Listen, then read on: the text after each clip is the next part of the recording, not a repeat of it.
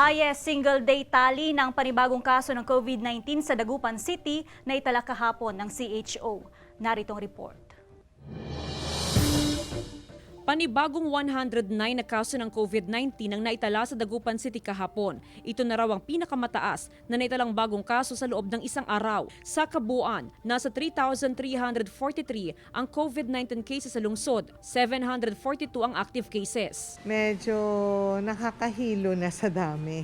Ginagawa naman ng paraan para ma-stop yung ating transmission, and yet sana naman po makikooperate yung ating mga kababayan natin. Sa pag-aaral ng local IATF, lumalabas na 60% sa mga nagpupositibo sa COVID-19, mga empleyado ng gobyerno at mga pribadong tanggapan, kasama ng mga nasa business sector. Bilang bahagi ng protocol, agad isinasa ilalim sa temporary closure ang tanggapan o gusali para sa disinfection at contact tracing kung may naitalang kaso ng COVID-19. Pero ang problema, may mga pribado umanong tanggapan na hindi inire-report kung may empleyado silang tinamaan ng virus. Meron yung ibang companies na hindi nagsasabi agad. Pwede rin silang kasuhan if in case hindi nila sabihin agad yon.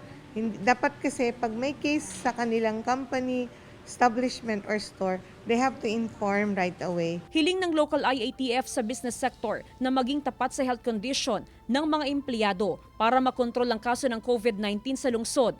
Sang-ayon dito ang Metro Dagupan Chamber. Bilang pakikiisa at suporta, kakausapin ng lahat ng miyembro na maging transparent sa health conditions ng kani-kanilang empleyado. Yung pagtatago natin ng facts regarding the infected employees natin would do more harm than good. Siyempre, pag tayo ay nagtatago ng datos na ganyan, hindi natin kasi natitrace kung sino-sino yung nakasama na anong empleyado na yan.